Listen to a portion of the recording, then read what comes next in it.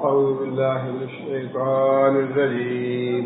بسم الله الرحمن الرحيم.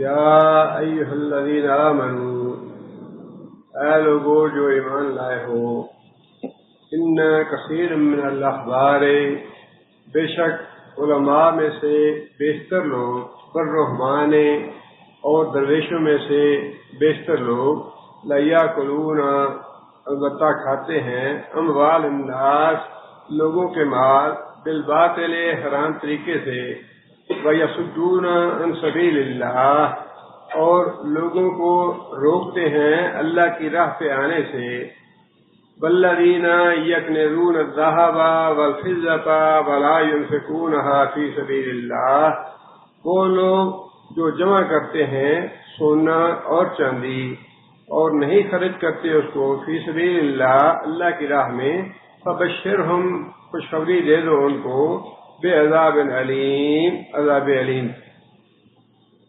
پچھلی آیتوں میں بھی اہل کتاب کا ذکر ہو رہا ہے کہ اہل کتاب جو ہے انہوں نے، یہودیوں نے حضرت عزیر کو اللہ کا بیٹا قرار دیا، عیسائیوں نے عیسیٰ علیہ السلام کو اللہ کا بیٹا قرار دیا، اور پھر اپنے جو ان کے علماء تھے اور درویش تھے ان کو انہوں نے اپنا رب بنا لیا، جو حلال کو حرام اور حرام کو حلال کرنے والے تھے۔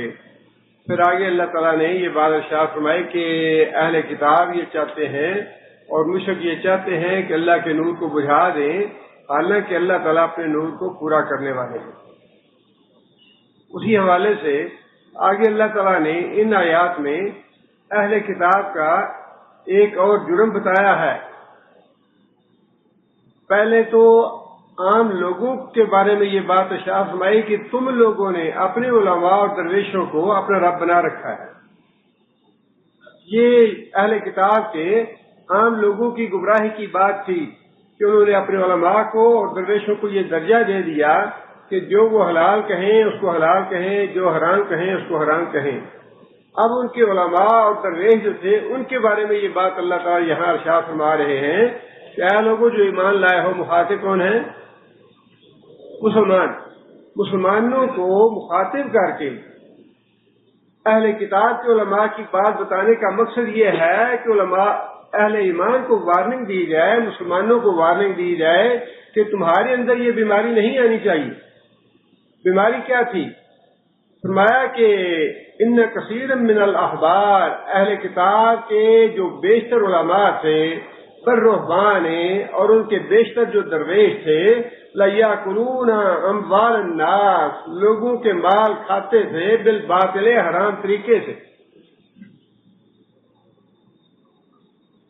جا کے 1 لاکھ کی نظر دے جو سفارش کرا دیں گے، یہ نظریں اور نیازیں اور چڑھاوے یہ سب باطل طریقے اور حرام طریقے ہیں، کھانے والے مال ہیں۔ یہ قبروں پہ، درباروں پہ، خانقاہوں پہ جا کے نظریں دینی اور نیازیں دینی اور چڑھاوے چڑھانے، 11ویں دینی، کل شریف کرانے، رسم شریف کرانے، یہ ساری چیزیں علماء کے پیٹ جو ہیں وہ بھرتے ہیں جہنم کی آگ اپنے پیٹوں میں۔ شریعت میں ان کا کوئی ثبوت نہیں ہے، شریعت میں کوئی ایسا عمل نہیں ہے، نہ صحابہ کرام نے کیا، نہ رسول اللہ صلی اللہ علیہ وسلم کی سنت مبارک سے یہ چیزیں ثابت ہیں۔ یہ وہی چیز ہے جو اللہ نے فرمایا کہ کہلواتے اپنے آپ کو علماء ہیں، کہلواتے اپنے آپ کو درویش ہیں، اور دینداری کا ٹھپا لگایا ہوا ہے، دینداری کی مہر اپنے اوپر ماتھوں پہ لگائی ہوئی ہے، لیکن حرام طریقے سے لوگوں کا مال لوٹتے ہیں، فتویٰ فروشی بھی کرتے ہیں، رشوتیں بھی لیتے ہیں، نظریں نیازیں بھی لیتے ہیں، اور چڑھاوے بھی وصول کرتے ہیں، اور سارے جاتے کہاں ہیں کہ پیٹوں میں جاتے ہیں۔ دیووں دیوتاؤں کے جو چرنوں میں جا کے نظریں نیازیں دیتے ہیں وہ کہاں جاتی ہیں؟ جو پتھر کے بت ہیں یا پتھر کی دیویاں یا دیوتے ہیں وہ تو کھانے والے نہیں ہیں، جو نظریں نیازیں جو چڑھائے جاتے ہیں ان کے نام کے جا کے وہ کہاں جاتے ہیں؟ جو قبروں میں پڑے ہیں بزرگ لوگ ہیں، جو بھی ہیں، ان کے نام کی جو نظریں نیازیں چڑھاوے چڑھائے جاتے ہیں وہ کہاں جاتے ہیں؟ وہ جو قبروں کے اندر پڑے ہیں وہ تو نہیں کھاتے، وہ تو وصول نہیں کرتے آگے۔ کون کھاتا ہے؟ یہ جو علماء اور درویش ہیں انہی کے پیٹوں میں جاتی ہے یہ جہنم کی آگ۔ بڑا واضح طریقے سے، کتنا اچھا اسلوب ہے، مخاطب مسلمانوں کو کیا. بیماری یہودیوں کی بتائی، عیسائیوں کی بتائی کہ بیماری ان کی ہے، کہیں تمہیں نہ لگ جائے.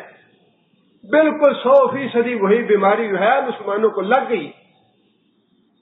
حرام طریقے سے مال کھاتے ہیں، فتویٰ فروشی کر کے، کتاب و سنت سے ثابت نہیں ہوتی باتیں، لیکن اس کے باوجود فتوے دیتے ہیں، نظریں وصول کرتے ہیں، نیازیں لیتے ہیں، چڑھاوے وصول کرتے ہیں. یہ 11ویں 12ویں 13ویں جو کچھ بھی ہے، یہ سارے کے سارے یہ کس نے طریقے بتائے ہیں لوگوں کو؟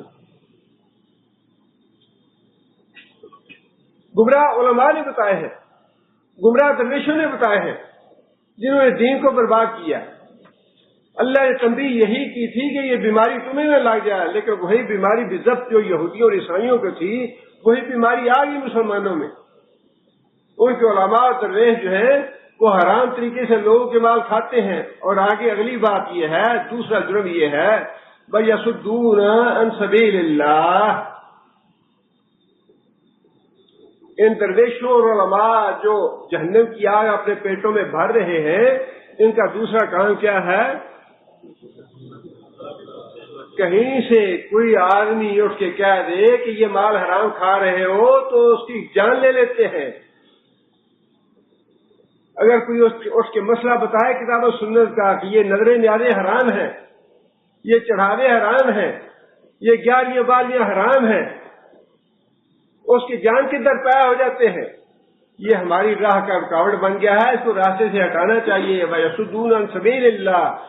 کتاب و سنت کی راہ پہ جو چلنے والے لوگ ہیں، ان کی آواز کو دبا دیتے ہیں، ان کو مار دیتے ہیں، ان کی آواز لوگوں تک پہنچنے نہیں دیتے. کہیں ہماری دکانیں بند نہ ہو جائیں، ہمارے کاروبار میں ٹھپ ہو جائیں. ایسے ایسے پراپیگنڈے ہیں، اللہ معاف کرے. کل پرسوں ایک وفادار نے ٹیلی فون کیا مجھے، وہ کہنے لگا جی مجھے ایک دوست یہ سوال کر رہا ہے کہ امام محمد بن عبد الوہاب جو ہے اس کو چاروں ائمہ کرام نے کنڈیم کیا ہے، مذمت کی ہے چاروں ائمہ کرام نے. امام محمد بن عبد الوہاب، امام محمد بن عبد الوہاب کا زمانہ کون سا ہے؟ یعنی ایسا یہ ہے یصدون عن سبیل اللہ، ایسا پراپیگنڈا کرنا کہ محمد بن عبد الوہاب کی بات نہ سننے پائے. وہ تو انگریزوں کا ایجنٹ تھا، اس کو تو چاروں اماموں نے اس کی مذمت کی ہے. چاروں اماموں کا زمانہ کون سا ہے؟ تابعی ہیں یہ. امام ابو حنیفہ رحمۃ اللہ علیہ کا زمانہ سب سے پہلے آتا ہے. امام ابو حنیفہ رحمۃ اللہ علیہ اور امام شافعی ہم اثر ہیں، اور اگلے جو دونوں ہیں وہ ان کے بعد کے آنے والے زمانے میں ہیں. مطلب یہ ہے کہ پہلی صدی ہجری کا آخر یا دوسری صدی ہجری کے لوگ ہیں سارے یہ. اور محمد بن عبد الوہاب جو ہیں وہ 12ویں یا 13ویں صدی ہجری کے ہیں. اور پراپیگنڈا یہ ہے کہ چاروں امام جو تھے انہوں نے مذمت کی ہے امام محمد بن عبد الوہاب کی. اس کا نام نہ لو، اس کی کتابیں نہ پڑھنا، اس کی بات نہ سننا. یصدون عن سبیل اللہ، ہماری دکانیں ٹھپ ہو جائیں گی.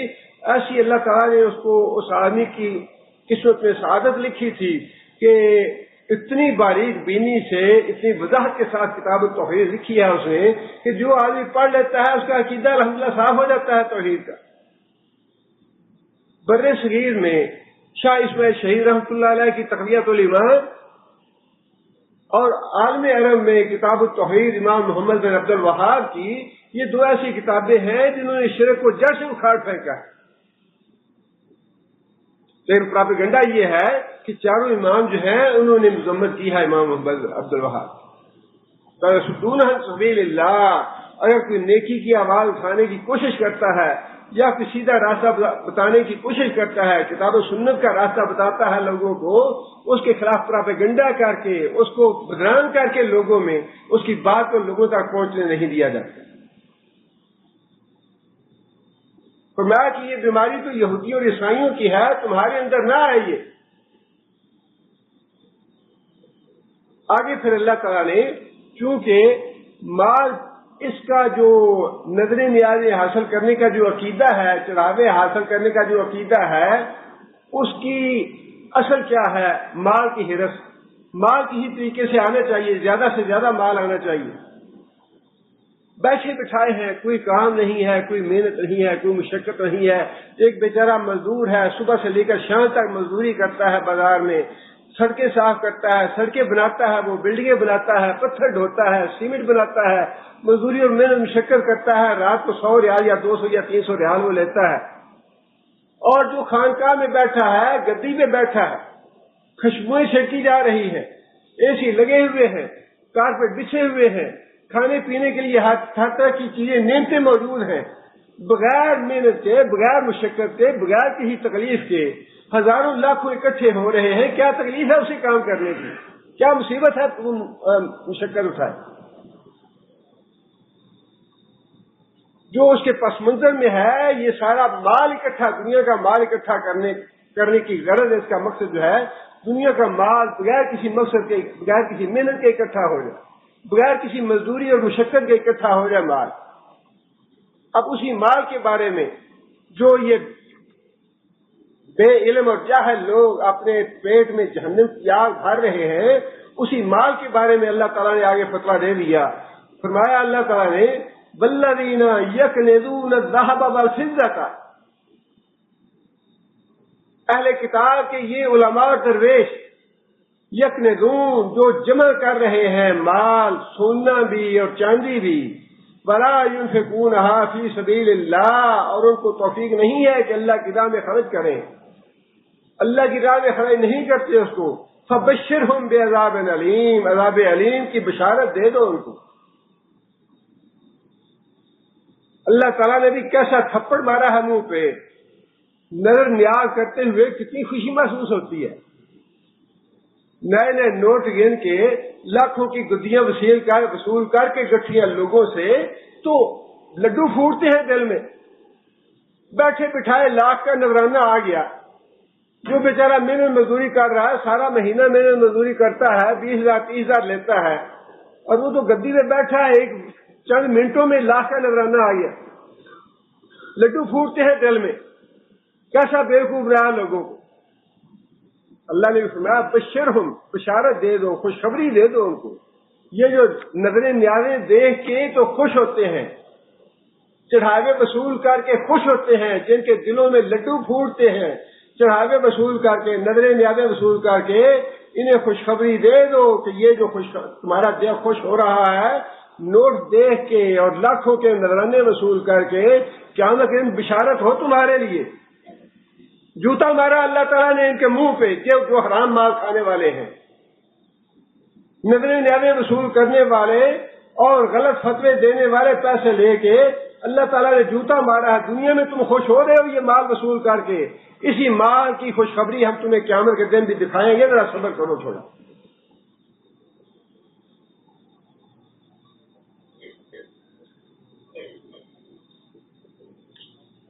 فرمایا کہ نبی صلی اللہ علیہ وسلم نے یہی بات حدیث شریف میں بھی ارشاد فرمائی ہے۔ فرمایا کہ جو لوگ سونا چاندی جمع کرتے ہیں پھر اس سے اللہ کی راہ میں خرچ نہیں کرتے، قیامت کے دن حشر کے میدان میں حساب کتاب تو بات کی بات ہے، جب لوگ قبروں سے اٹھیں گے تو کہاں جائیں گے؟ حشر کے میدان میں جا کے اکٹھے ہو جائیں گے۔ حشر کا میدان آپ یوں سمجھ لیجئے، مجرم جو ہے وہ گرفتار ہو گیا، مجرم کو تھانے میں لے آئے، تھانے دار کو پتا ہے کہ یہ قاتل ہے، ابھی عدالت میں تو مقدمہ نہیں گیا، لیکن تھانے دار جو ہے وہ اس کو گھور رہا ہے، اسے پتا ہے کہ یہ قاتل ہے، اور اسے بہانے ادھر سے جاتا ہے تو ڈنڈا مار جاتا ہے، ادھر سے جاتا ہے تو کوڑا مار جاتا ہے، ادھر سے جاتا ہے تو گماں بینک کی گالی دے جاتا ہے، اسے پتا ہے کہ یہ مجرم ہے، ابھی معاملہ عدالت میں نہیں گیا، لیکن سارے سپاہی اور تھانے دار جتنے بھی ہیں اس کو بہانے جوتے مارتے جاتے ہیں، اس کی بےزتی کرتے جاتے ہیں اور اس کو دھمکیاں دیتے جاتے ہیں کہ تمہارا فیصلہ ہونے والا ہے، ہم نمٹتے ہیں تم سے۔ حشر میں معاملہ جو ہے وہ اس سے کہیں زیادہ سخت اور تلخ ہوگا۔ عدالتیں تو بعد میں لگیں گی، فیصلے بعد میں ہوں گے، لیکن جب لوگ جا کے حشر میں اکٹھے ہو جائیں گے تو وہ تھانے دار کی جو دھمکیوں کا اور گرکیوں کا معاملہ وہ شروع ہو جائے گا۔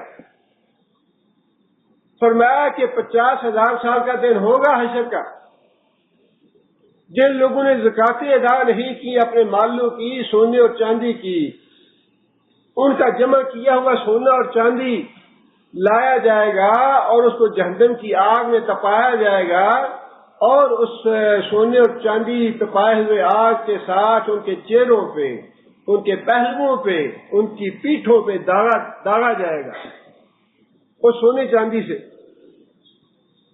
اور اس کی بڑی اچھی تفسیر کی ہے علماء نے۔ پیشانی کو کیوں داغا جائے گا؟ پیشانی یہ ہے نا سامنے والی، پیشانی کو اس لیے داغا جائے گا، مسکین آدمی نے، یتیم آدمی نے، بیوہ نے آ کے سوال کیا مدد کرنے کا تو پیشانی پہ بل پڑ گیا، پیشانی پہ ناگواری کے آثار آ گئے، اس کو ظاہر کرا دیا کہ تمہاری بات مجھے بڑی بری لگی ہے۔ پیشانی پہ بل آنے کے بعد پہلو بدل لیا تاکہ اس کی بات نہ سنے، اس کو پوری نفرت کا اظہار کر دیا جائے کہ تمہاری بات مجھے اچھی نہیں لگتی۔ پہلو بدل لیا، پہلو بدلنے کے بعد پیش کر دی اس کی طرف کہ تمہاری بات نہیں سنتا میں، جاؤ چلے جاؤ۔ گویا یہ عملاً جواب ہے مسکین اور یتیم اور محتاج آدمی کے سوال کا کہ میری مدد کرو یا میرے ساتھ تعاون کرو، اس کا عملاً یہ جواب تھا اس بے ایمان آدمی کا، زکات نہ دینے والے کا، خزانے جمع کرنے والے کا، کہ پہلے اس کی پیشانی پہ بل پڑا، پھر اس نے پہلو بدل لیا، پھر اپنی پیٹھ دے کے چل پڑا دوسری طرف۔ چنانچہ اللہ نے فرمایا، نبی صلی اللہ علیہ وسلم نے فرمایا کہ پہلے اس کی پیشانی کو داغا جائے گا جس پہ بل پڑا تھا یتیم کے سوال سے، پھر اس کے پہلو پہ داغا جائے گا جو پہلو اسے بدل لیا یتیم کی طرف سے، پھر جو پیٹھ دے کے چل پڑا اس پیٹھ کو بھی داغا جائے گا کہ یہ ہے تمہارا مال، اور فرمایا کہ جب وہ ٹھنڈے ہو جائیں گے، جب وہ تپایا ہوا، جب وہ آگ جو ہے ٹھنڈی ہو جائے گی سونے چاندی والی، پھر اس کو جہنم میں لے جا کے تپایا جائے گا، پھر اس کو داغا جائے گا۔ اور یہ داغنے کا عمل کب تک جاری رہے گا؟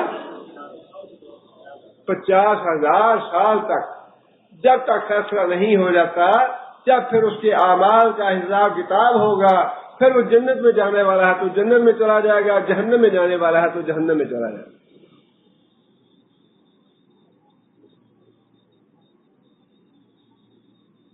انتہائی اہم رکن ہے اسلام کا۔ اللہ کے رسول نے فرمایا کہ جو آدمی زکات ادا نہیں کرتا جہنم کی آگ واجب ہو گئی، اس کو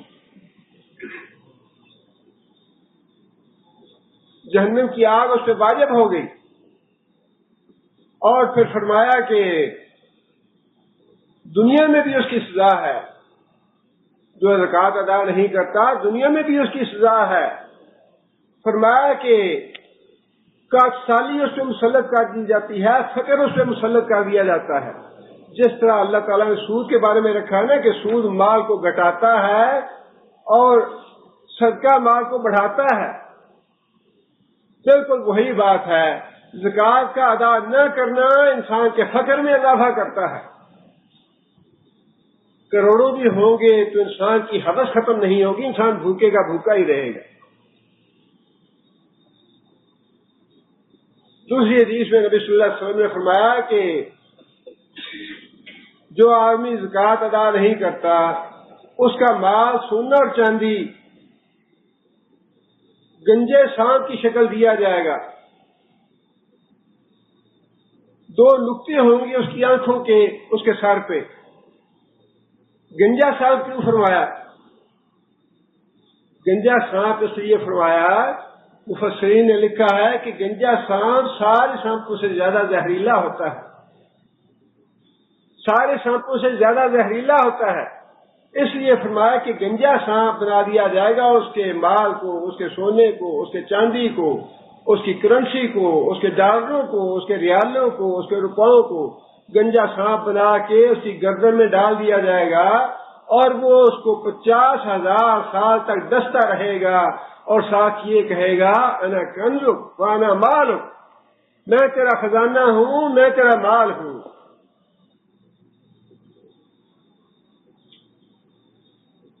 اور پھر یہی معاملہ باقی چیزوں کا بھی ہے۔ رسول اکرم صلی اللہ علیہ وسلم نے فرمایا کہ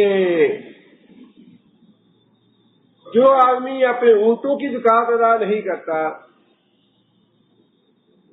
اس کے اونٹ لائے جائیں گے جتنے بھی ہوں گے اور خوب موٹے تازے ہوں گے، اور اس کے مالک جو ہوگا اس کو منہ کے بل الٹا لٹا دیا جائے گا، منہ کے بل الٹا لٹا دیا جائے گا، اور جتنے بھی اونٹ ہیں وہ اس کو کچلتے ہوئے گزرتے جائیں گے، بار بار آئیں گے، بار بار کچلتے ہوئے گزرتے جائیں گے، اور یہ عمل جاری رہے گا 50,000 سال تک کے لیے۔ پھر نبی صلی اللہ علیہ وسلم نے فرمایا کہ اسی طرح معاملہ بیلوں کا ہے یا گائے کا ہے جس نے زکات ادا نہیں کی، اسی طرح فرمایا کہ معاملہ بکری کا ہے جس نے زکات ادا نہیں کی۔ اب اللہ کے رسول نے اور اللہ تعالیٰ نے جو ساری باتیں بتا دی ہیں کہ حرام مال کا یہ نتیجہ ہے، اور اللہ کے رسول نے بتانے میں کوئی کسر نہیں چھوڑی۔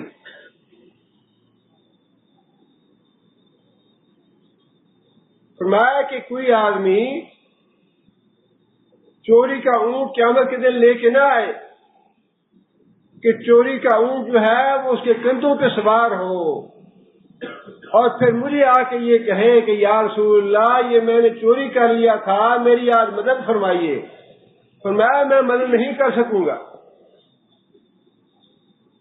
فرمایا کوئی آدمی قیامت کے دن گائے اپنے کندھوں پہ اٹھا کے نہ لے آئے میرے پاس کہ یا رسول اللہ میں نے چوری کی تھی، میری مدد فرمائیے۔ فرمایا میں مدد نہیں کر سکوں گا۔ پھر فرمایا کہ بکری نہ لے کے آئے، حتیٰ کہ رسول اللہ صلی اللہ علیہ وسلم نے یہ بات ارشاد فرمائی کہ کوئی آدمی ایک سوئی تک میرے پاس لے کے نہ آئے، سوئی تک میرے پاس لے کے نہ آئے چوری کی، کہ یا رسول اللہ میری آج مدد کرے، میں نے یہ گناہ کا کام کیا تھا، میں نے یہ چوری کی تھی، میں نے یہ ڈاکہ ڈالا تھا، میں نے یہ قتل کیا تھا، میری آج سفارش کرتے۔ فرمایا میں سفارش نہیں کروں گا۔ اس کے بعد نبی صلی اللہ علیہ وسلم نے وہی بات ارشاد فرمائی جو نبی صلی اللہ علیہ وسلم نے حجۃ الوداع کے موقع پہ فرمائی تھی، حل بلغ تو کہ لوگوں کیا میں نے تمہیں بات پہنچائی یا نہیں پہنچائی کہ چوری ڈاکے نہ کرنا، حرام مال نہ کھانا، قتل نہ کرنا، کسی کا حق نہ چھیننا۔ حل بلغ تو بتاؤ کہ میں نے اللہ کی بات تمہیں پہنچائی یا نہیں پہنچائی۔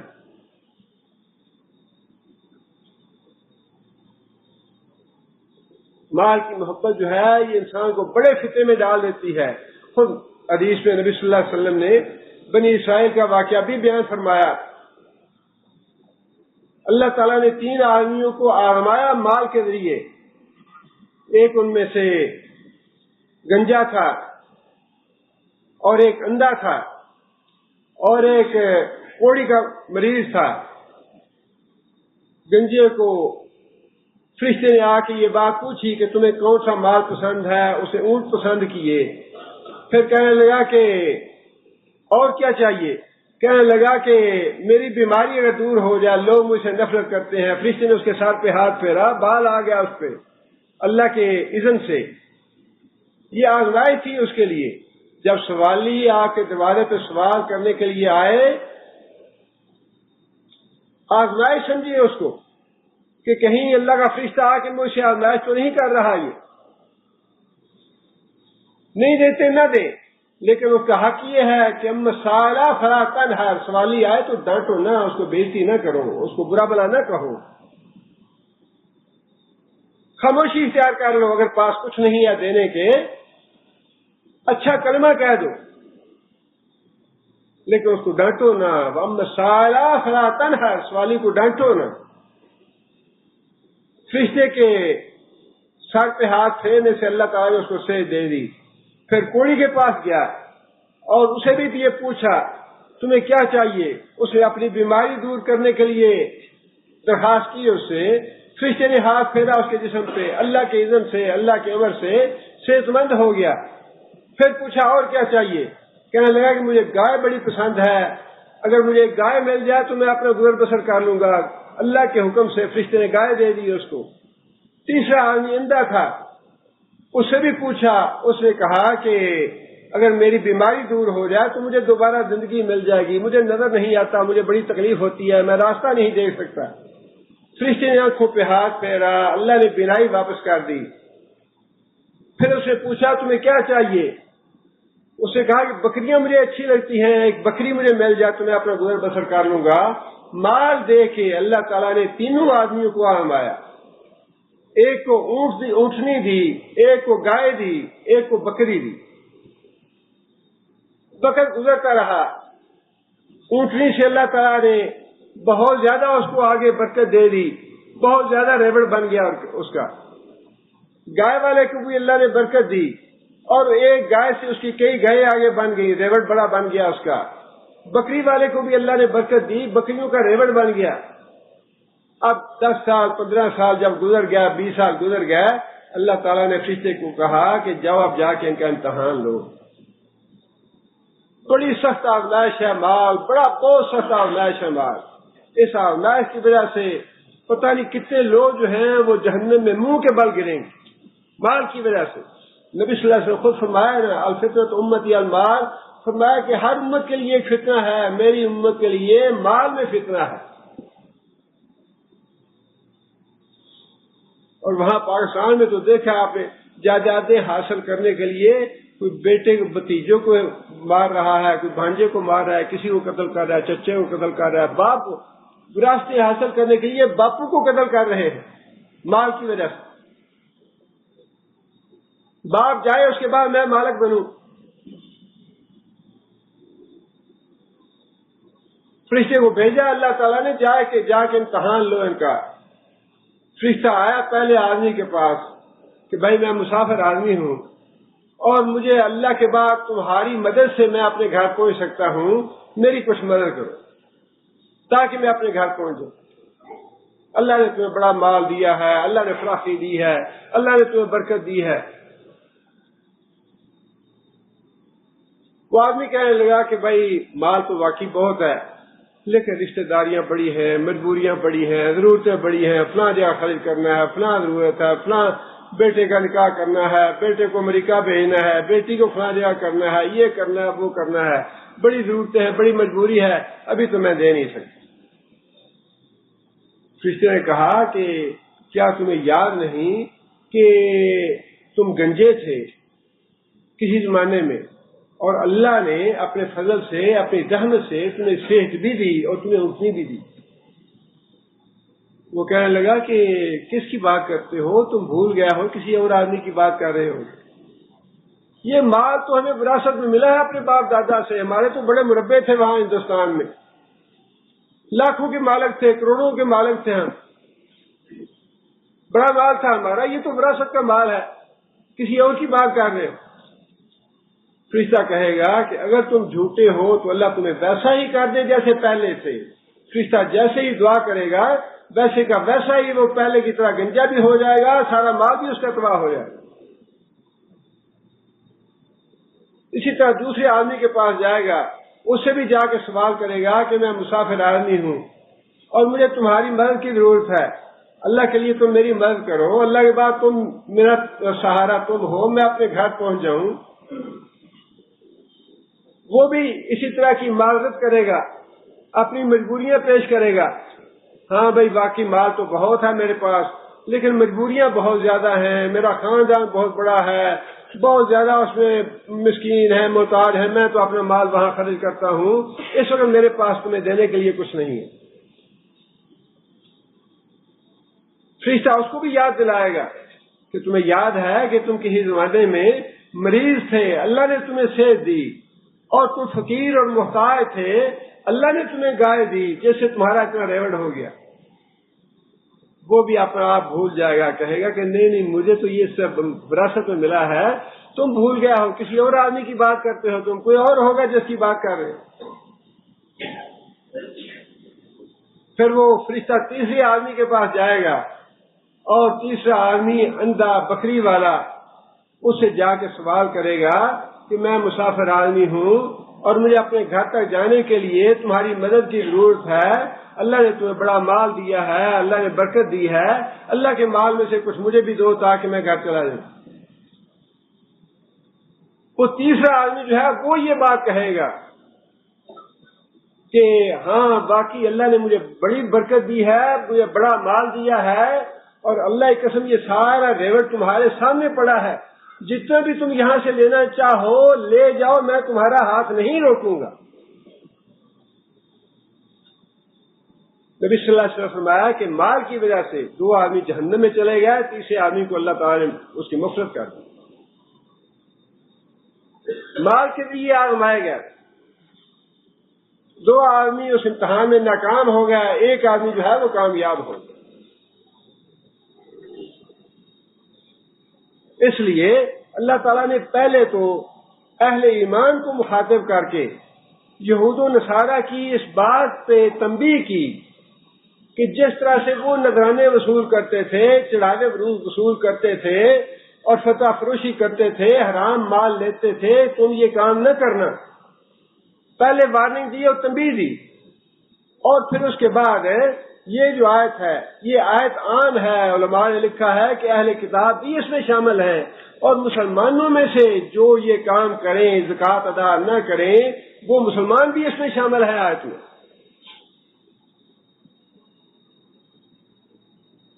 حضرت عمر رضی اللہ تعالیٰ عنہ نے جب یہ آیت نازل ہوئی تو حضرت عمر رضی اللہ تعالیٰ عنہ کہتے ہیں کہ صحابہ کرام سارے پریشان ہو گئے کہ اگر یہ معاملہ ہے تو پھر یہ تو بڑا مشکل کام آ گیا۔ حضرت عمر رضی اللہ تعالیٰ عنہ کہنے لگے کہ میں تمہاری مشکل آسان کرتا ہوں۔ نبی صلی اللہ علیہ وسلم کے پاس گیا، جا کے پوچھا، عرض کی یا رسول اللہ اس آیت سے تو سارے صحابہ کرام پریشان ہو گئے ہیں، والذین یکنزون الذھب والفضة، سونا اور چاندی تو ہر آدمی کے پاس ہے۔ نبی صلی اللہ علیہ وسلم نے فرمایا کہ جو آدمی اپنے مال سے زکوٰۃ ادا کر دے گا اس کا سونا چاندی کنز نہیں رہے گا۔ جو آدمی اپنے مال سے مال کا حق ادا کر دے گا، اللہ کا حق ادا کر دے گا، زکوٰۃ ادا کر دے گا، اس کا مال باعث وبال نہیں رہے گا، اس کا مال کنز نہیں رہے گا۔ حضرت عمر نے آ کے صحابہ کرام کو بتا دیا کہ زکوٰۃ ادا کرنے والے کا مال کنز نہیں ہے۔ صحابہ کرام خوش ہو گئے۔ صرف ایک حضرت ابو ذر غفاری رضی اللہ تعالیٰ عنہ تھے جنہوں نے اس مسئلے میں صحابہ کرام سے اختلاف کیا۔ بہت ہی درویش منش آدمی تھے۔ جس طرح نبی صلی اللہ علیہ وسلم نے اختیاری فکر اختیار فرمایا، اسی طرح حضرت ابو ذر غفاری جو تھے وہ بھی فکر اختیار کرنے والے تھے، اور ان کا یہ نقطہ نظر تھا کہ پیسہ بالکل جمع کرنا ہی نہیں چاہیے، اپنے پاس پیسہ رکھنا ہی نہیں چاہیے، ورنہ وہ اس آیت کی روح سے اس پہ بھی یہی حکم آئے گا۔ شام میں تھے، حضرت امیر معاویہ کو پتہ چلا کہ حضرت ابو ذر غفاری یہ مسئلہ کرتے ہیں۔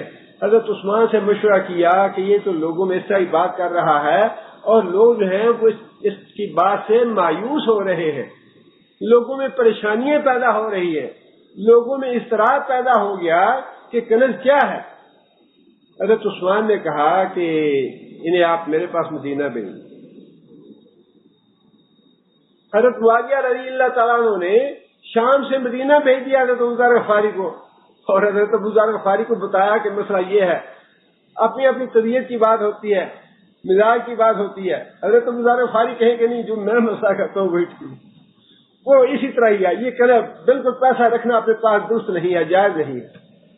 وہ مدینہ میں بھی اسی طرح کی باتیں صحابہ کرام سے بحث وغیرہ کرنی اور ان کو قائل کرنا اس بات کا کہ بالکل پیسہ اپنے پاس رکھنا جو ہے اس آیت کی روح سے جائز نہیں ہے۔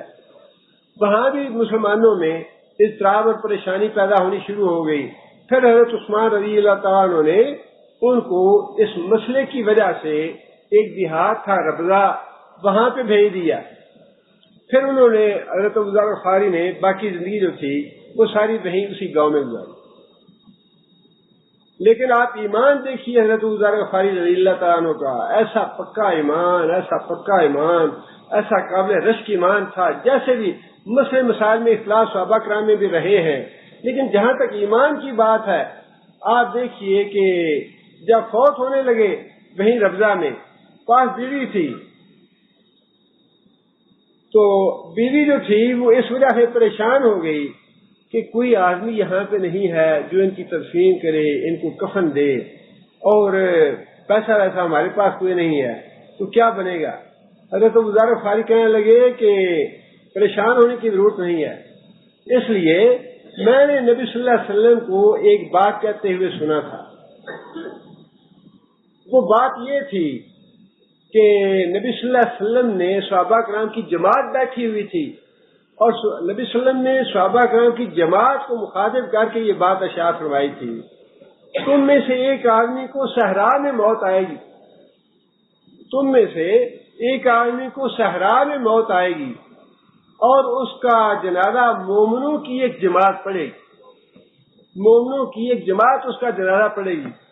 حضرت ابو ذر غفاری کہنے لگے کہ جتنے صحابہ اس وقت بیٹھے تھے نا نبی صلی اللہ علیہ وسلم کے پاس، وہ سارے کے سارے مجھ سے پہلے فوت ہو چکے، ان میں سے کوئی بھی اب زندہ نہیں ہے، صرف میں باقی ہوں، اور میری موت جو ہے وہ صحرا میں آ رہی ہے.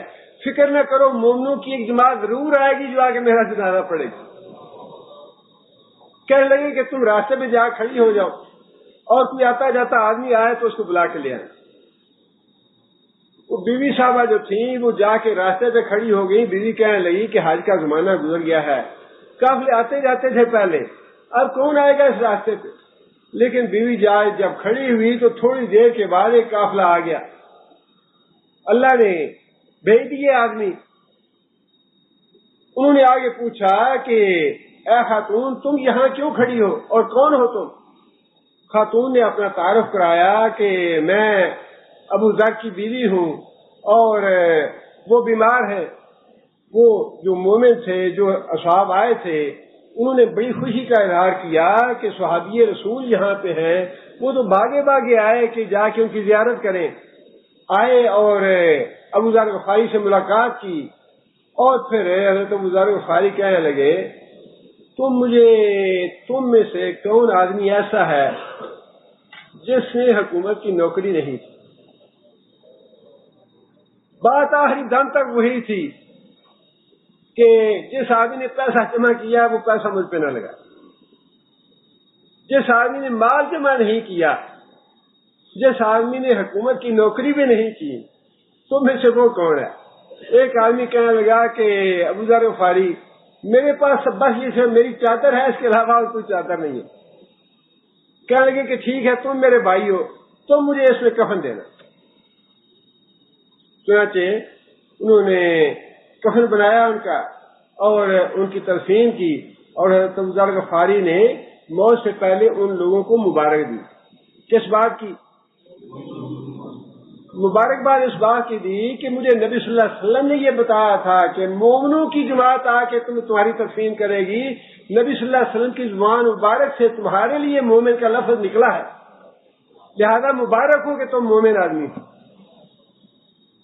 یہ تھا ایمان صحابہ کرام، اتنا پکا ایمان، اتنا پکا ایمان کہ صحرا میں بھی بیٹھے ہیں، لیکن اس بات کا پکا ایمان ہے کہ لوگ آئیں گے ضرور. نبی صلی اللہ علیہ وسلم کی زبان مبارک سے بات نکلی ہے، لوگ آئیں گے میری تدفین کے لیے، مومنوں کا قافلہ آئے گا یہاں.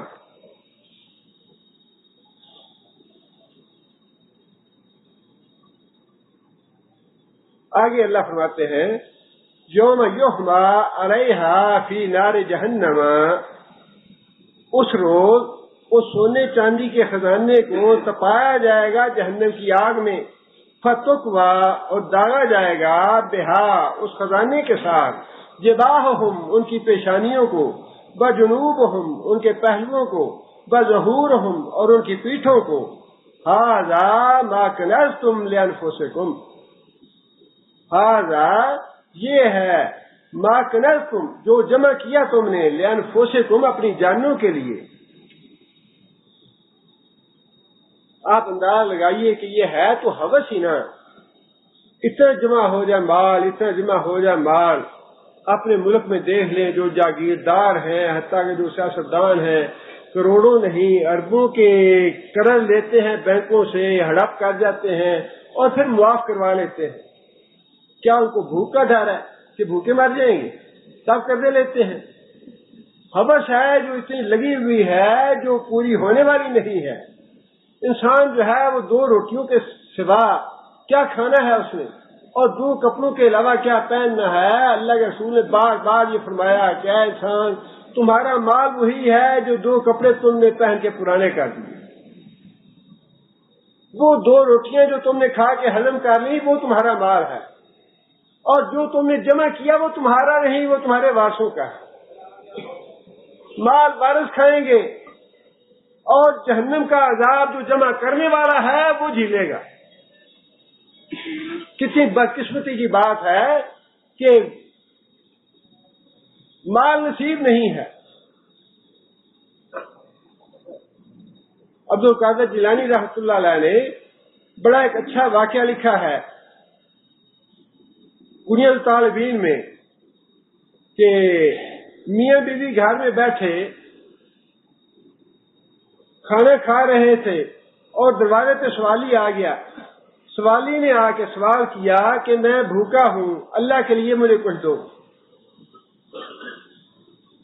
شوہر جو تھا وہ سخت مزاج، تیوڑی چڑھانے والا کہ سوالی کیوں آ گیا دروازے پہ، برا بلا کہا سوالی کو اور واپس کر دیا۔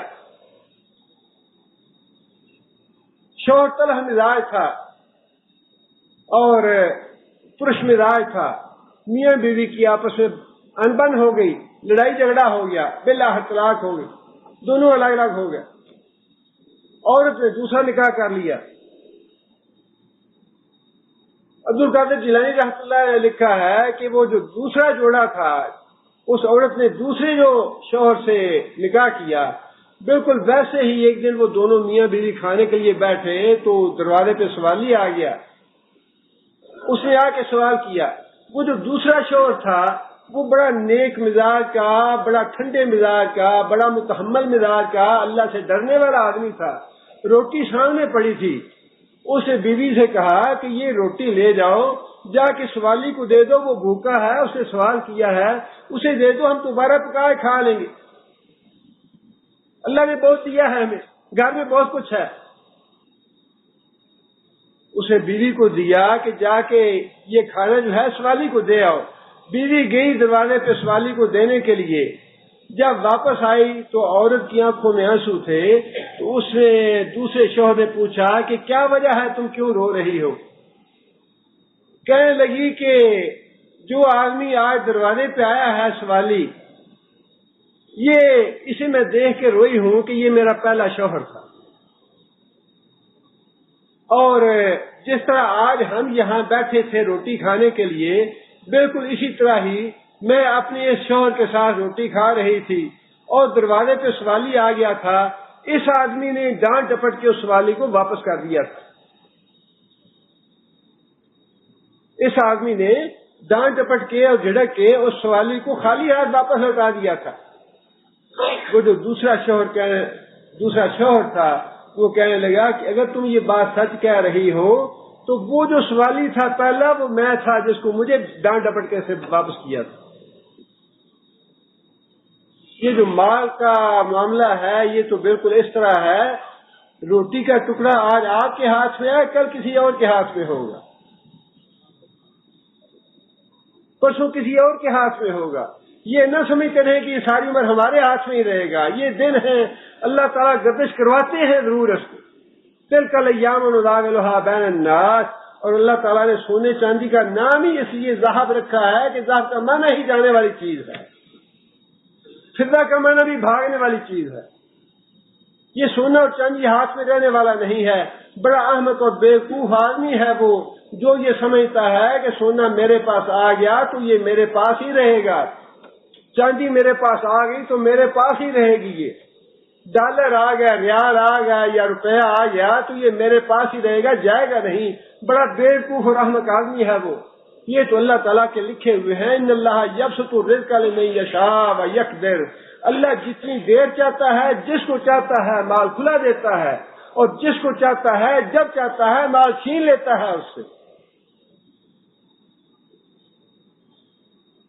دور جانے کی تو بات نہیں، لوگوں نے یہاں اپنی آنکھوں سے دیکھا کہ جو لوگ محلوں میں رہنے والے تھے، قصروں میں رہنے والے تھے، ایک ہی رات میں وہ اپنے قصروں سے اور محلات سے نکلے اور یہاں ریاض میں آ کے پناہ گیر مہاجر کی حیثیت سے یہاں پناہ لی آ کے انہوں نے۔ ایک ہی رات میں وہ محلات بھی چلے گئے، قصر بھی چلے گئے، ڈالر اور ریال بھی چلے گئے، بینک بیلنس بھی چلے گئے۔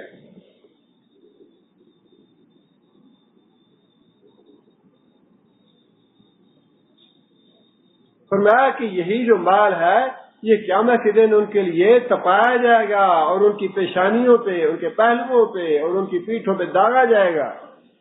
ہارا ما کنزتم لانفسکم، یہ ہے وہ مال جو تم نے اپنے لیے جمع کیا۔ فذوقوا ما کنتم تکنزون، اللہ فرمائیں گے کہ مزہ چکھو اب اس مال کا جو تم نے جمع کیا تھا۔ اور اللہ نے بہت زیادہ مطالبہ نہیں کیا، اللہ تو بڑے رحیم اور بڑے شفیق اور بڑے مہربان ہیں۔ آپ اندازہ تو لگائیے کہ 100 ریال کے پیچھے 2.5 ریال کتنا مطالبہ۔ اگر اللہ چاہتے تو اللہ یہ بھی فرما سکتے تھے کہ 100 سے 50 دو مجھے، اللہ چاہتے تو 100 سے 50 بھی مانگ سکتے تھے، مال اللہ کا ہے، اللہ نے دیا ہے، لیکن اللہ تعالیٰ نے تو اتنا معمولی رکھا ہے، اتنا معمولی رکھا ہے کہ آٹے میں نمک کے برابر بھی نہیں ہے۔ 1000 روپیہ ہو تو کتنا بنے گا؟ 25,000۔ 25 روپیہ بھی جو نہ دے سکے اللہ کی راہ میں، اس کی تو پیٹھوں کو اور اس کے سارے وجود کو جسم سے داغنا ہی چاہیے۔ جہنم کا بالن ہے وہ آدمی جو اللہ کے نام پہ 25 روپے بھی نہیں دے سکتا 1000 میں سے، اس کو باقی جہنم میں جانا چاہیے۔ اللہ کا دیا ہوا مال، اور پھر وہ ذات جو آئندہ بھی دینے والی ہے، جس نے ایک نعمت نہیں، ہزاروں نہیں، لاکھوں نعمتیں دے سکی ہیں، اور ایسی ایسی نعمتیں جن کا ہمیں علم بھی نہیں۔ بے شمار نعمتیں اگر گننے لگیں تو جو معلوم ہیں ان کا شمار نہیں کر سکتے، جو معلوم نعمتیں ہیں، اور جو نامعلوم ہیں ان کا تو اندازہ ہی نہیں کہ کتنی نامعلوم نعمتیں ہیں جو اللہ نے دے رکھی ہیں ہمیں۔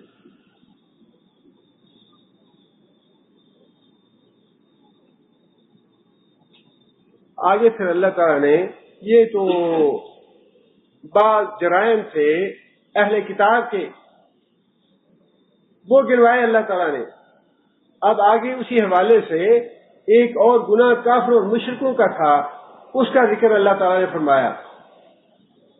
وہ گناہ یہ تھا کہ مہینے جو ہے ان کے نام بدل دیتے اور سال کے مہینوں کی تعداد بدل دیتے، سال کے مہینوں کی تعداد بدل دیتے، اور اس کا طریقہ آگے اللہ تعالیٰ نے جو کچھ وہ گناہ کرتے تھے اس کا ذکر اللہ نے ارشاد فرمایا ہے۔ اللہ فرماتے ہیں ان عدت الشہور عند اللہ 12 شہرا، مہینوں کی تعداد عند اللہ، اللہ کے نزدیک کتنی ہے؟ 12 مہینے، فی کتاب اللہ، اللہ کی کتاب میں، لوح محفوظ میں سال کے 12 مہینے ہیں۔ یوم خلق السماوات والارض، اور یہ 12 مہینے کب سے ہیں؟ جس دن سے اللہ نے آسمانوں کو اور زمین کو پیدا کیا، اور زمین و آسمان کو پیدا کرنے سے پہلے بھی سال کے 12 مہینے لکھے ہوئے تھے۔ کہاں پہ؟ لوح محفوظ میں۔ مطلب کیا؟ مطلب یہ اس کا کہ یہ جو سال کے 12 مہینے ہیں ان کی تعداد کس نے مقرر کی؟ اللہ نے۔ اس کی ترتیب کس نے مقرر کی؟ اللہ نے۔ اس کے نام کس نے مقرر کیے؟ اللہ نے۔ اور اس کے احکام جو ہیں وہ بھی اللہ نے بتائے، ان کے نام بھی اللہ نے رکھے، ان کی ترتیب بھی اللہ نے رکھی، اور 12 کی تعداد مقرر کی اللہ تعالیٰ نے، اور ان 12 مہینوں کے جو احکام ہیں وہ بھی اللہ نے دیے ہیں۔ اور لکھے ہوئے تو کتابیں لوح محفوظ میں تھے یہ پہلے سے، لیکن جب سے زمین اور آسمان کی تخلیق ہوئی، جب سے اللہ تعالیٰ نے لوگوں کو یہ بتا دیا کہ تمہارا یہ نظام جو ہے زندگی کا ان 12 مہینوں کے مطابق ہوگا، سال کے مطابق اور 12 مہینوں کے مطابق۔ منہا اربعۃ حرم، منہا ان میں سے، ان 12 مہینوں میں سے، اربعۃ حرم 4 جو ہیں وہ حرام مہینے، حرمت والے 4 مہینے حرمت والے۔ کون کون سے حرمت والے مہینے؟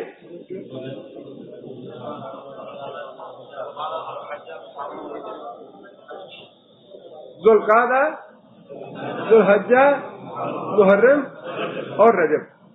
اور حج کے مہینے کون سے ہیں؟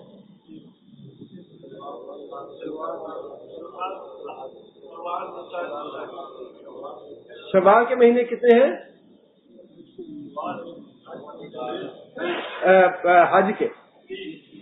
حج کے مہینے 3، حج کے مہینے 3 ہیں، شوال، ذوالقعدہ، ذوالحج، یہ 3 مہینے حج کے مہینے کہلاتے ہیں۔ حرمت والے مہینے کتنے ہیں؟ 4 ہیں، 3 جو ہیں وہ مسلسل ہیں اور ایک جو ہے وہ الگ ہے، رجب والا۔ ذوالقعدہ، ذوالحج اور محرم، یہ 3 مہینے مسلسل اور ایک رجب کا۔ فرمایا کہ یہ 12 مہینے ہیں، ان میں سے 4 جو ہیں یہ حرمت والے ہیں۔ حرمت والے کیا مراد اس سے؟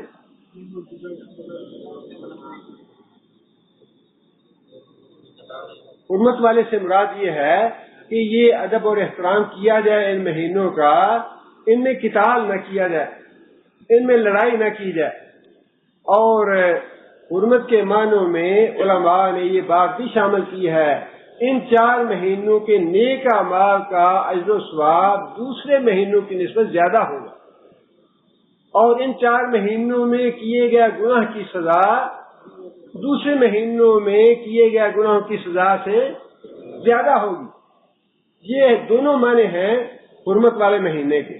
لڑائی اور قتال اور جنگ وغیرہ، ڈاکہ ڈالنا، چوری کرنا، یہ سارے ممنوع ہیں، اور ان مہینوں میں نیک اعمال کا ثواب بھی زیادہ ہے اور گناہوں کی سزا بھی زیادہ ہے۔ ذالک الدین القیم، اللہ فرماتے ہیں کہ یہ پکی بات ہے، سیدھا دین ہے۔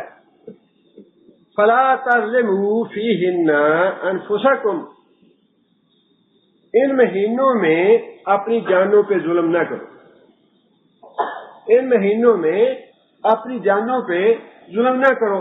کیا مطلب؟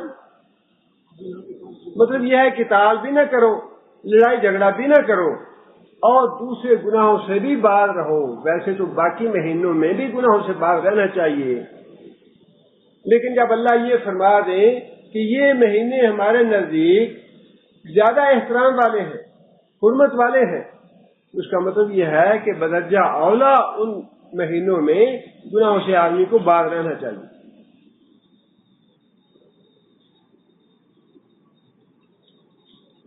اس میں ایک تو یہ بات معلوم ہو گئی کہ 12 مہینوں کے نام جو ہیں تعداد بھی اللہ تعالیٰ کی مقرر کی ہوئی ہے، نام بھی اللہ کے رکھے ہوئے ہیں، اور ان کی ترتیب بھی اللہ تعالیٰ کی دی ہوئی ہے، اور ان کے بارے میں احکام بھی اللہ تعالیٰ کے ہیں۔ دوسری بات اس سے یہ معلوم ہوئی کہ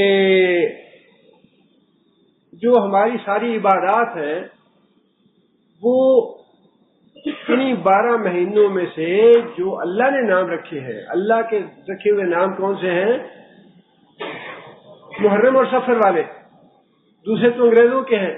محرم اور صفر والے نام اللہ کے رکھے ہوئے اور اللہ کی ترتیب دیے ہوئے ہیں، اور ہجری کیلنڈر سے پہلے سال کا آغاز کیسے ہوتا تھا؟ ربیع الاول کے مہینے سے۔ حضرت عمر رضی اللہ تعالیٰ عنہ نے ہجرت کے بعد اس سال کا آغاز محرم کے مہینے سے کر دیا۔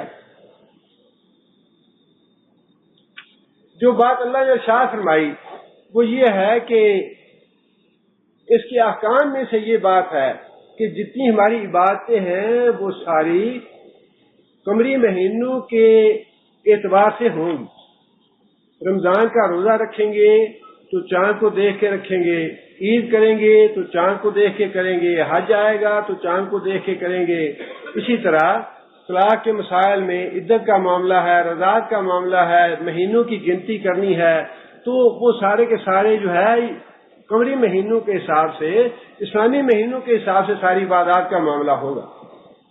اور اس میں بھی یہ بات یاد رکھنے والی ہے کہ اپنے اپنے علاقے سے، اپنے اپنے علاقے میں یا اپنے اپنے ملک میں جب چاند نظر آئے گا اس کے مطابق اپنے سارے معاملات کرنے ہیں اسلامی۔ یہ نہیں ہے کہ یوم عرفہ جو ہے وہ سعودی عرب میں جمعرات کو آ گیا، لہذا پوری دنیا میں عرفہ جو ہے وہ جمعرات کو منایا جائے یا رکھا جائے روزہ اس کا، یہ نہیں، بلکہ اپنے ملک میں جو چاند دیکھا آپ نے اس حساب سے جب 9 ذی الحجہ آپ کے ملک میں آئے گا تو وہی یوم عرفہ ہوگا، اسی حساب سے آپ روزے رکھیں گے، اسی حساب سے آپ عید کریں گے۔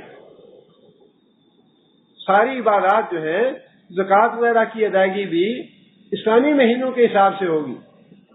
اور پھر چونکہ یہ اللہ کے رکھے ہوئے نام ہیں، اللہ نے سال بنایا، اللہ نے 12 مہینے بنائے، لہذا اللہ یہ فرماتے ہیں لا تسبوا الدہر، زمانے کو برا نہ کرو، کسی مہینے کو، کسی دن کو، کسی تاریخ کو زمانہ بڑا ظالم ہے، وقت بڑا برا آ گیا، یہ باتیں شرم جائز نہیں ہے، یہ باتیں غلط ہیں۔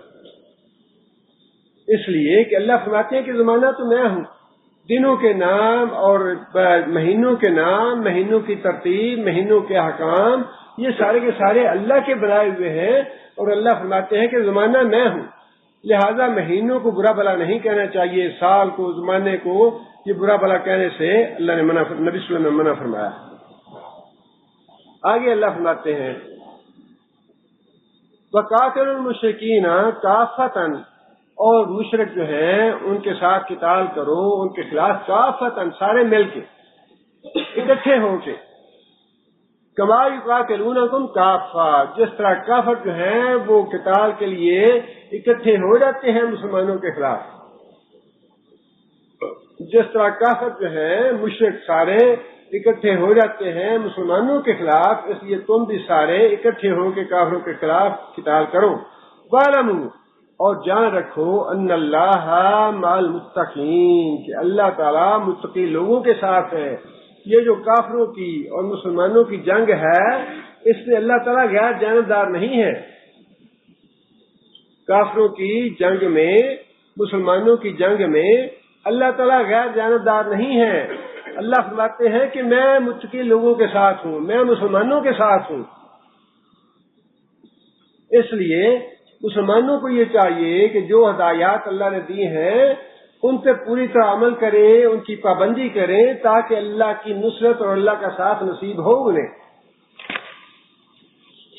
آگے پھر اللہ تعالیٰ نے وہ بیماری بتائی جس وجہ سے اللہ تعالیٰ نے مہینوں کا ذکر فرمایا، جس وجہ سے اللہ تعالیٰ نے مہینوں کا ذکر فرمایا کہ 12 مہینے سارے، ان میں سے 4 حرمت والے مہینے اللہ کے بنائے ہوئے، اللہ کی ترتیب دی ہوئی، یہ بتانے کی ضرورت جو ہے وہ اس لیے پڑی انما النسیء زیادۃ فی الکفر، کہ نسی جو ہے یہ کفر میں ایک اضافہ ہے۔ اب نسی کیا تھا؟ نسی یہ تھا کہ اگر کوئی قبیلہ حرمت والے مہینے میں کسی دوسرے کمزور قبیلے پہ حملہ کرنا چاہتا تو وہ اس میں حرمت والے مہینے کا نام بدل دیتا۔ مثال کے طور پہ محرم میں کوئی آدمی حملہ کرنا چاہتا ہے کسی دوسرے قبیلے پہ، وہ اعلان کر دیتا کہ اس سال یہ مہینہ محرم کا نہیں، یہ سفر کا ہے، اور اگلا مہینہ جو سفر کا ہے وہ محرم کا ہوگا۔ اگلا جو آنے والا مہینہ ہے اس کو ہم محرم کا مہینہ قرار دیتے ہیں، اور یہ جو مہینہ ہے یہ سفر کا ہے، اس مہینے کو سفر کا قرار دے کے وہ حملہ کر دیتے، لڑائی کر لیتے، لوٹ مار کر لیتے۔ ایک تو یہ تھا گناہ نفی کا جس سے اللہ نے روکا۔ دوسرا ان کا جرم یہ تھا کہ اس کی تعداد کو بھی بڑھا دیتے، مہینوں کی تعداد۔ اللہ نے فرمایا مہینوں کی تعداد میں نے کتنی مقرر کی؟ 12 کی۔ اب یہ ہے کہ سارا سال جو ہے وہ لڑتے گزار دیا، اب وہ 4 مہینے جو حرمت والے تھے وہ بھی لڑتے گزار دیے۔ اب وہ حرمت جو 4 مہینوں کی تھی وہ تو دل میں تھی کہ اللہ نے 4 مہینے حرام کیے ہیں، 4 مہینے سال میں حرمت والے ضرور ہونے چاہیے، لہذا وہ یہ اعلان کر دیتے ہیں اس سال کے مہینے 12 نہیں بلکہ 16 مہینے ہیں۔ یہ 12 جو ہم نے لڑائی کرتے گزار دیے یہ تو عام تھے، اور حرمت والے 4 جو ہیں وہ آئندہ آئیں گے۔ یعنی وہ سال کے مہینوں کو بھی اپنی ضرورت کے مطابق، اگر حج جو ہے وہ گرمی کے مہینے میں آ گیا تو کہتے ہیں اچھا جی یہ ذی الحج نہیں ہے، باقی جب موسم اچھا آ جائے گا تو ذی الحج کا مہینہ وہ ہو جائے گا۔ یا فصل جو ہے پکنے میں کچھ دیر، فصل پک گئی ہے اور اس وقت وہ اپنے آپ کو مصروف نہیں کرنا چاہتے، اچھا یہ اس مہینے تو فصل کاٹ لیتے ہیں، ذو الحج کا مہینہ 3 مہینے کے بعد آئے گا، ذی الحج اس مہینے میں کریں گے۔ مہینوں کی تعداد بھی بدل دیتے اور مہینوں کی ترتیب بھی بدل دیتے، مہینوں کے نام بھی بدل دیتے۔ اللہ تعالیٰ نے اس بات میں واضح فرمایا کہ یہ سراسر گمراہی ہے، بلکہ یہ کفر ہے۔ یضل بہ الذین کفروا، اللہ تعالیٰ گمراہی میں مبتلا کرتے ہیں، گمراہ کیے جاتے ہیں اس نسی کے ذریعے کافر لوگ، یحلونہ عاما، اس کو 1 سال تو حلال قرار دیتے ہیں، ویحرمونہ عاما، اگلے سال اس کو حرام قرار دے دیتے ہیں، لیواطئوا عدۃ ما حرم اللہ، تاکہ جو تعداد ہے، گنتی ہے، اس کو پورا کر ڈالیں، جو اللہ کے حرمت کے مہینوں کی تعداد ہے وہ پوری کر ڈالیں، فَيُحِلُّوا مَا حَرَّمَ اللَّهُ، اور حلال کر لیتے اس چیز کو جو اللہ نے حرام کی۔ زُيِّنَ لَهُمْ سُوءُ أَعْمَالِهِمْ، اللہ نے ان کے برے اعمال کو ان کے لیے خوشنما بنا دیا، وَاللَّهُ لَا يَهْدِي الْقَوْمَ الْكَافِرِينَ، اللہ تعالیٰ کافر لوگوں کو ہدایت نہیں دیتے۔ مطلب یہ کہ یہ جو مہینوں کے نام بدل دیتے تھے یہ بھی ان کے لیے بڑی پرکشش بات تھی، اور بڑے مطمئن تھے کہ اس میں کوئی غلطی کی بات نہیں ہے، حرمت کا مہینہ ٹھیک ہے آنا چاہیے، اور ہم نے حرمت کا مہینہ بنا دیا، اس کا احترام کر لیا، لیکن کرتے اپنی مرضی سے تھے۔ بات یہی ہے کہ اللہ کے دین کے معاملے میں اپنی مرضی نہیں چلے گی۔ اس مسئلے کا جو نتیجہ ہے وہ یہ ہے کہ اللہ کے دین کی معاملے میں اللہ کی مرضی چلے گی، اللہ کے رسول کی مرضی چلے گی، اپنی مرضی سے نہیں چلے گی۔ اپنی مرضی سے حرمت کے مہینے وہ 4 پورے کرتے تھے، لیکن کرتے اپنی مرضی سے تھے۔ ذی الحج میں اگر حج نہیں کرنے کا پروگرام تو ذی الحج کے مہینے کو بدل کے کسی دوسرے مہینے میں لگا دیا، وہاں حج کر لیا، حج ضرور کرتے تھے لیکن کرتے اپنی مرضی سے تھے۔ اس بات کو اللہ نے کفر فرمایا کہ میری جو احکام ہیں، جو میرا دین ہے، اس میں جو رد و بدل کرے گا وہ کفر کا مرتکب ہوگا۔ اپنی مرضی سے جو نیک عمل کرے گا وہ اس کا عمل قبول نہیں ہے۔ جیسا اللہ نے بتایا، جو اللہ نے بتایا، جتنا اللہ نے بتایا اس کی پابندی کریں گے تو دین ہے قابل قبول، اور اگر اپنی مرضی سے کریں گے، خواہ اس میں کتنا ہی ادب اور احترام ہو، کتنا ہی اس میں اللہ کی مرضی کو شامل کرنے کی کوشش کریں گے، لیکن جو اپنی مرضی سے ہوگا وہ قبول نہیں ہے، وہ کفر ہے۔ اللہ نے جیسی ترتیب، اور پھر یہی وہ بات تھی نبی صلی اللہ علیہ وسلم نے، یہ اللہ تعالیٰ کی حکمت تھی کہ وہ سال کے جو مہینے تھے ان کی تعداد بدلتے، کبھی ان کو 13 کرتے، کبھی 14 کرتے، کبھی 15 کر دیتے، آگے پیچھے ہو جاتے، لیکن نبی صلی اللہ علیہ وسلم نے جس سال حج کیا اس سال کا حج جو تھا عین ذی الحج کے مہینے میں ہی آیا۔ یہی وجہ کہ نبی صلی اللہ علیہ وسلم نے خطبہ ارشاد کرتے ہوئے یہ بات ارشاد فرمائی کہ زمانہ ہیر پھیر کر کے اپنی اصل جگہ پہ واپس آ گیا۔ جو تم آگے پیچھے کرتے تھے مہینوں کو، ان کی تعداد کو، ان کے ناموں کو، آج اللہ کے فضل سے اللہ نے اپنے امر سے وہی مہینہ اللہ لے آئے ہیں جو حقیقت میں مہینہ ہونا چاہیے، ذی الحج کے مہینے میں حج ہونا چاہیے، تو ذی الحج کا مہینہ ہی ہے جس میں ہم حج کر رہے ہیں۔ لہذا دین کے معاملے میں یہ بات یاد رکھیں، یہ بات ذہن نشین کریں جیسا اللہ نے حکم دیا، جتنا اللہ نے حکم دیا اور جو اللہ نے حکم دیا ویسا کریں گے تو قبول ہوگا، وہ دین بنے گا۔ اگر اس میں اپنی مرضی کا دخل کریں گے، اس کو رد و بدل کریں گے تو اللہ قبول نہیں فرمائیں گے۔ اللہ تعالیٰ دعا ہے کہ اللہ تعالیٰ ہمیں عمل کرنے کی توفیق عطا فرمائے۔ سبحان ربک رب العزت عما یصفون وسلام علی المرسلین والحمد للہ رب العالمین۔ پچھلے 10 کے سوالوں میں سے 2 بھائیوں کے سوالوں کے جواب رہ گئے تھے۔ ایک سوال تو بھائی کا یہ تھا کہ وضو کو باقی رکھنے کا کتنا ثواب ہے، اور وضو کے بارے میں نبی صلی اللہ علیہ وسلم نے یہ بات ارشاد فرمائی ہے، الطہور شطر الایمان، وضو جو ہے وہ آدھی نماز، وضو جو ہے آدھی نماز ہے۔ ایک دوسری حدیث میں یہ بات ارشاد فرمائی کہ جنت کی کنجی نماز ہے اور نماز کی کنجی وضو ہے، جس کا مطلب یہ ہے کہ جب تک انسان باوضو رہتا ہے، اس حدیث کی روح سے آدھی نماز کا ثواب جو ہے وہ اسے مسلسل ملتا رہتا ہے، آدھی نماز کا۔ لیکن اس کے علاوہ بھی نبی صلی اللہ علیہ وسلم نے بہت سے فضائل ارشاد فرمائے ہیں۔ ایک تو یہ کہ گناہوں کا کفارہ بنتا ہے، صغیرہ گناہ جو ہیں وہ اللہ معاف کرتے ہیں وضو سے۔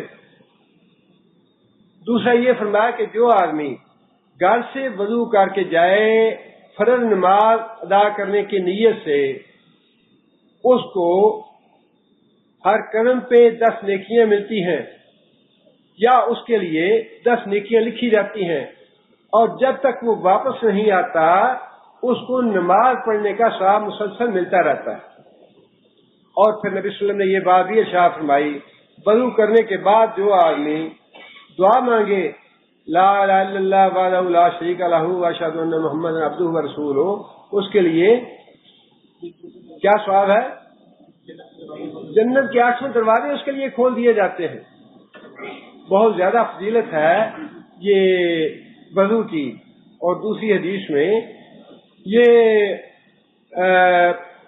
فرمایا راوی نے کہ نبی صلی اللہ علیہ وسلم قبرستان میں تشریف لے گئے، اور نبی صلی اللہ علیہ وسلم نے وہاں جا کے دعا مانگی قبرستان والی، السلام علیکم اہل الدیار من المؤمنین والمؤمنات، یہ نبی صلی اللہ علیہ وسلم دعا مانگی۔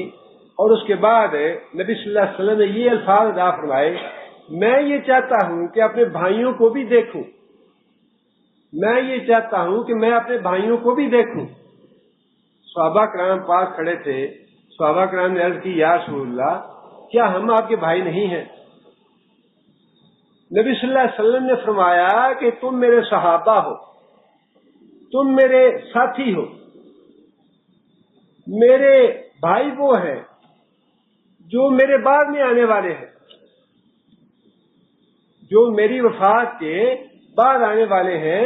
میری خواہش ہے، میری تمنا ہے کہ میں انہیں بھی دیکھوں۔ صحابہ کرام عرض کرنے لگے یا رسول اللہ ہمیں تو آپ نے دیکھ لیا، لیکن آپ نے اپنے بھائیوں کو تو دیکھا نہیں، تو قیامت کے دن پھر آپ اپنے بھائیوں کو کیسے پہچانیں گے؟ نبی صلی اللہ علیہ وسلم نے یہ بڑی اچھی مثال دی۔ نبی صلی اللہ علیہ وسلم نے فرمایا کہ مجھے یہ بتاؤ، اگر ایک آدمی کے پاس کچھ گھوڑے ہوں، ان میں سے کچھ گھوڑے جو ہیں وہ پنج کلیان، ہمارے پنجابی میں پنج کلیان کہتے ہیں اسے، جس کے 5 جگہیں سفید ہوں۔ 5 جگہ کون کون سی؟ 2 ہاتھ، 2 پاؤں اور 1 پیشانی۔ یہ جس گھوڑے کے سفید ہوں اور باقی رنگ کوئی سرخ ہو یا کالا ہو، جو بھی ہو، اس گھوڑے کو پنجابی میں پنج کلیان کہتے ہیں۔ اور فرمایا کہ کچھ گھوڑے اس سے سارے کے سارے کالے سیاہ ہوں۔ کالے سیاہ گھوڑوں میں سے یہ جو 5 سفیدی والے گھوڑے ہیں، انہیں پہچاننا مشکل ہوگا یا ان کو پہچاننے میں کوئی دقت ہوگی؟ صحابہ کرام نے کی یا رسول اللہ اس میں تو کوئی دقت نہیں ہوگی۔ نبی صلی اللہ علیہ وسلم فرمایا کہ میں اپنی امت کو وضو کے نشانوں سے پہچانوں گا. یہ وضو والے 5 نشان ہیں. یہ 2 ہاتھ ہیں اور 2 پاؤں ہیں اور ایک یہ پیشانی ہے. یہ 5 ہی جگہ ہیں وضو والی. فرمایا کہ یہ 5 جگہ مسلمان کی مومن کی روشن ہوں گی, چمکتی ہوں گی, اور انہی 5 چمکتی ہوئی روشن جگہوں سے میں اپنی امت کے لوگوں کو پہچانوں گا. ایسے آپ اندازہ لگائیے کہ وضو کی کتنی فضیلت ہے. اور پھر فرمایا کہ جو آدمی تحیۃ الوضو پڑھے, وضو کرنے کے بعد 2 رکعت نماز پڑھے وضو کے لیے. تحیۃ الوضو کا مطلب یہ ہے وضو کے احترام میں. یہ وضو عبادت ہے, بہت بڑی عبادت ہے. یہ وضو کے احترام میں 2 رکعت نماز پڑھے, فرمایا کہ اس کے لیے اللہ جنت واجب کر دیتے ہیں.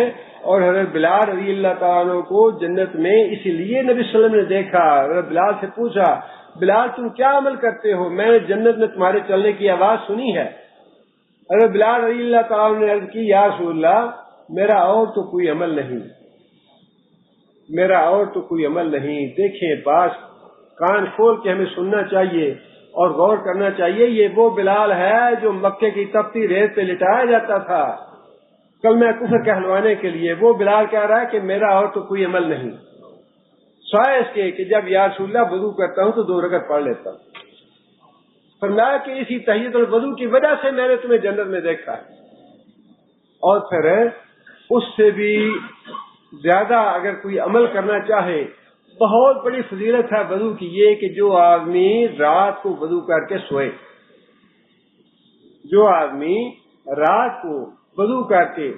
اس کے لیے نبی صلی اللہ علیہ وسلم نے 2 فضیلتیں بتائی ہیں. ایک فضیلت تو یہ ہے کہ وضو کر کے سونے والے آدمی کے ساتھ اللہ تعالیٰ ایک فرشتہ مقرر کر دیتے ہیں. کچھ فرشتے تو پہلے سے موجود ہیں, محافظ فرشتے موجود ہیں, کرامن کاتبین موجود ہیں, 5-5, 6-6 فرشتے ہر آدمی کے ساتھ لگے ہوئے ہیں. اس کے علاوہ آیت الکرسی جو پڑھ کے سوئے گا اس کے لیے محافظ فرشتہ الگ ہے. جو وضو کر کے سوئے گا اس کے لیے ایک الگ فرشتہ اللہ مقرر کر دیتے ہیں. اس فرشتے کی ڈیوٹی کیا ہے؟